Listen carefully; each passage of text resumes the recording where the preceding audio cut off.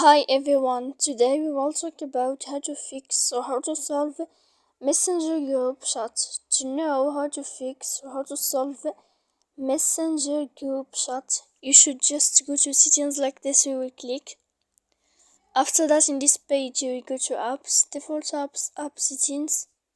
When you will see this list, you will go down to find the application of Messenger and you will enter here. Then in this page you will go to click force stop. After that you will enter to storage. When you will see this page you will click clear cache.